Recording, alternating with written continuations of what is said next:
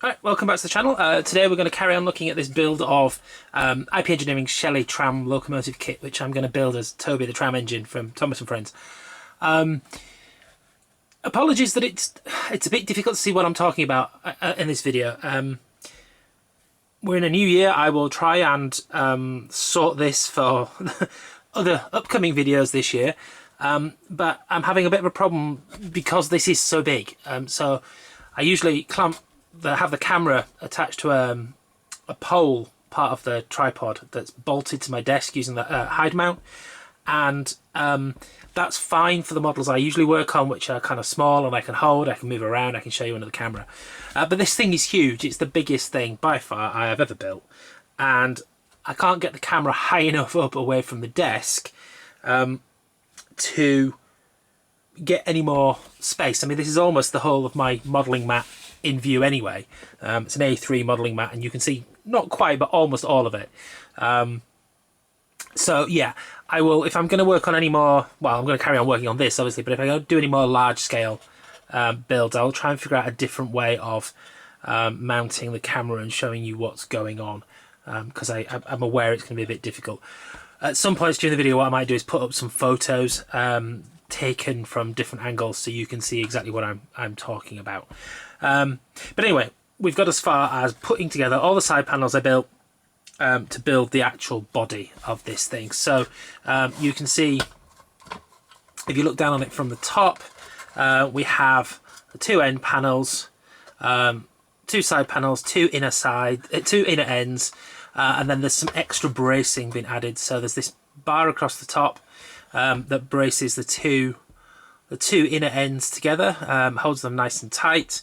In theory, it also gives, on the original kit instructions, you can drill through the roof into this bar to give something to hold the roof down. I'm thinking I'm going to do that differently so I don't end up with screws visible in the middle of the roof, but we'll see how that goes. I haven't come to a firm decision on that yet.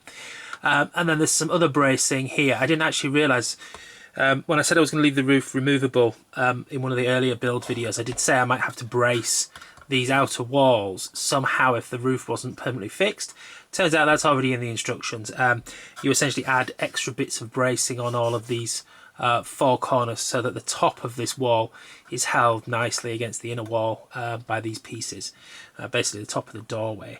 And that helps because it means that you can make sure that everything stays nice and vertical. So what I did was I attached the two end walls first to try to keep them as vertical as I could while they were drying. I was making use of these blocks that you've seen before now. They're these engineering blocks that you can bolt to a work table and things. When I showed these before, I think I referred to them as gauge blocks. They're not actually gauge blocks. They're what are called 1, 2, 3 blocks because they're 1 inch by 2 inches by 3 inches. But the point is that they're made so that they're all right angles, and they're also heavy.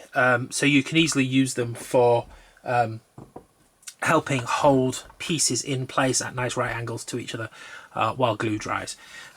So yeah, I put the two end walls on. You have to make, it's a bit tricky because you have to make sure that the edge of that it's spaced correctly.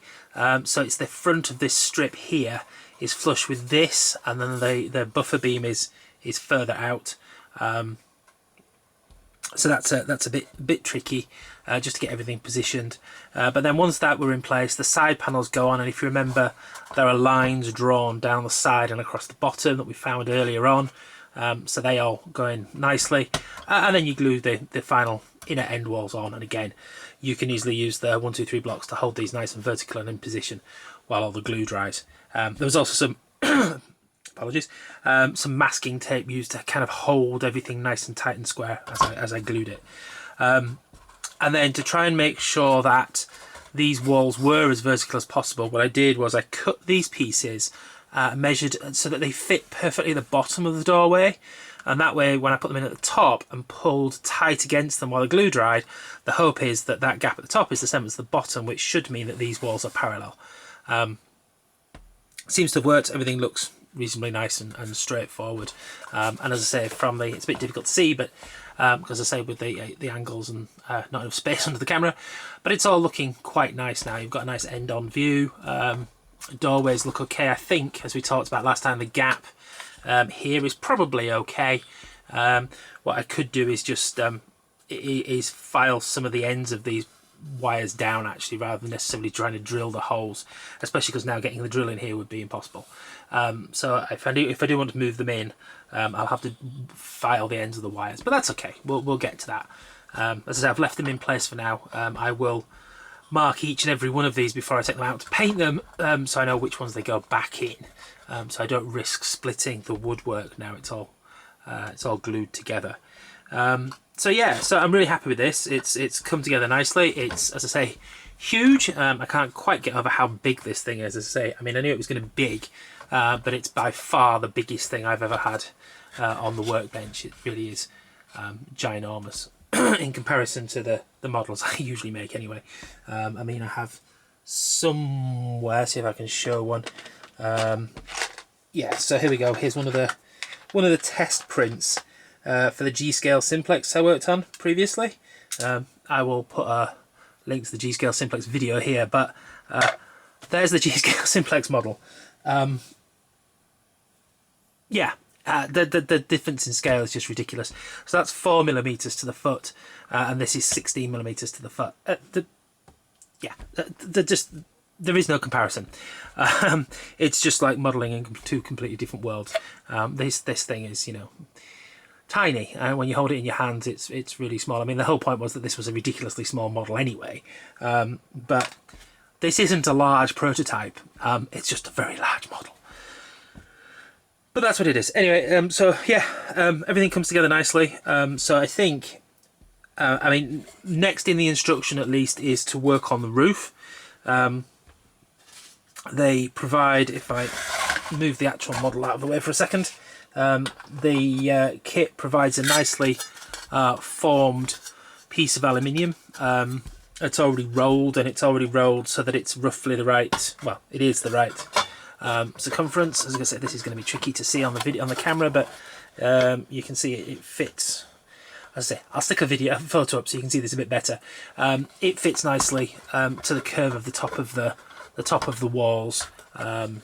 So yeah, I will work on that next. So I've got to work on drilling the holes for the chimney and the bell and numerous other things, and I've got to work out how I'm going to fix it to this. As I say, the instructions have two screws through it, one here and one here essentially, that hold it down. I'm not sure I want to do that. I want something that kind of keeps it nice and in place, but I'm not sure I want to put visible screws. I'm thinking I could add pieces underneath the roof that essentially slot into here. So if I printed something or cut something the right size, that would essentially slot into this section of above the windows, and would keep it in place. Yeah, I haven't fully decided yet. I'll need to definitely make sure it's all nicely fitting as well as I can. I mean, the other option is to put something so that fits in here, so it's completely hidden inside and does the same thing. So essentially, you know, if you've got one on either side here, it won't be able to move left or right or backwards and forwards because it will be withheld in here. Problem there is I've got the bar in the middle, which makes attaching things a bit more tricky. So we shall see exactly what happens there. But yeah, I need to do the roof next. And then yeah, once the roof's done, essentially I can start painting this thing, and that will be a whole other challenge. I'm going to paint it wood coloured. I'm thinking the photo from the front of the Thomas book I have, which shows it quite well worn, the wood. Now I do have a technique for doing well worn wood that works well in at least the 9mm and probably the 7mm scales. The problem is that I'm going to have to find different paints. I usually use the small dropper bottles of paint, which go, you know, massive amounts in 009. You can paint, you know, loads of stuff with a single bottle. In this, I can imagine I'd go through a bottle within minutes trying to cover the surface. So what I might have to do is just see if I can find some similar coloured, kind of cheaper artists acrylic paint to get the same effect, but I'll want to choose the right kind of colours. I'll need a black, a white, well, a black, an ivory, and some shades, the right kind of shades of brown to make it work. There's a whole bunch of kind of washing and weathering and dry brushing to get the effect I'm looking for. So we'll have to see how that works and exactly what I figure out. But yeah, as I say, once I got all those panels done and dealt with all the handles that I messed up, actually gluing all the 6 panels onto the chassis was relatively straightforward, and it's come together nicely. So yeah, really happy with that, even if I have no idea where I'm going to put it when it's finished. But that'll be a story for another video. So yeah, thanks for watching, and as I say, if you want to make sure you see the next step, then don't forget to subscribe. The link should be kind of here somewhere. Thanks.